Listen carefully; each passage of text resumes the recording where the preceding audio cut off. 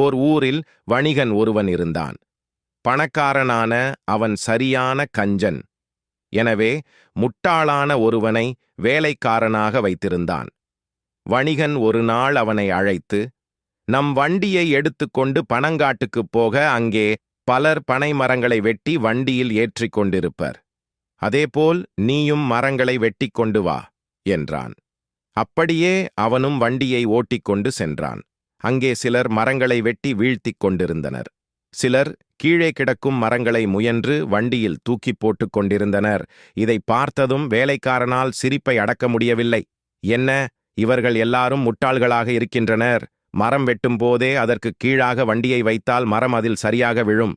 வீணாக ஒரு முறை பூமியில் கிடக்கும் மரத்தை வண்டியில் ஏற்ற வேண்டாமே என்று நினைத்தான்.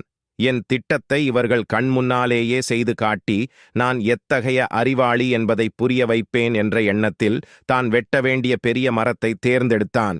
கோடாரியால் அந்த பனை மரத்தின் அடிப்பகுதியை பாதியளவு வெட்டி முடித்தான்.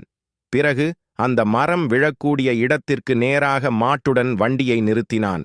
மரம் வெட்டிக் கொண்டிருந்த மற்றவர்கள், ஏன் இவன் இப்படி பைத்தியக்கார செய்கிறான் என்று நினைத்தனர். சிறிது நேரத்தில் அந்த மரம் சடசடுவென்ற சத்தத்துடன் வண்டியின் மீது வேகமாக விழுந்தது. அவ்வளவுதான், வண்டி தூள் தூளானது. காலுடைந்து குற்றுயிரும் குலை உயிருமாக மாடு துடித்துக் கொண்டிருந்தது.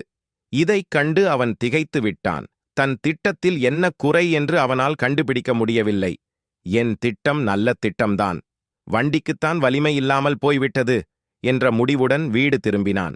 நடந்ததை அறிந்த வணிகன், முட்டாளாக இருக்கிறாயே, செய்யலாமா என்று திட்டினான். இப்படி வேலைக்காரனைச் சில நாட்கள் சென்றன. திடீரென்று அந்த ஊரில் மண்ணெண்ணெய் பஞ்சம் வந்துவிட்டது. தன்னிடம் இருக்கும் 25 பீப்பாய் எண்ணெயை பதுக்கி வைத்தால் நிறைய லாபம் கிடைக்கும் என்று நினைத்தான் வணிகன். உடனே வேலைக்காரனை அழைத்து, கடையிலிருக்கும் மண்ணெண்ணெய் எல்லாவற்றையும் இன்றிரவு நம் தோட்டத்தில் பள்ளம் தோண்டி புதைத்துவிடு. யாருக்கும் தெரியக்கூடாது என்றான். வணிகன் சொன்னபடியே நள்ளிரவில் பெரிய பள்ளம் தோண்டினான் வேலைக்காரன்.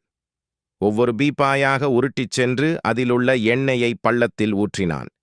இப்படியே எல்லா பீப்பாய்களில் உள்ள எண்ணெயையும் ஊற்றி முடித்தான். இப்போது அவன் உம்தில், இந்த காலி பீப்பாய்களை என்ன செய்வது? இது குறித்து முதலாளி ஒன்று சொல்லவில்லையே என்ற சிந்தனை எழுந்தது. சரி, அவரையே கேட்டுவிடுவோம் என்ற எண்ணத்தில் நன்றாக தூங்கிக் கொண்டிருந்த வணிகனை எழுப்பினான். ஐயா, நீங்கள் சொன்னபடி மண்ணெண்ணெயை பள்ளம் தோண்டி புதைத்து விட்டேன். காலி பீப்பாய்களை என்ன செய்வது என்று கேட்டான். வணிகனுக்குச் சிறிது சிறிதாக உண்மை புலப்படத் தொடங்கியது.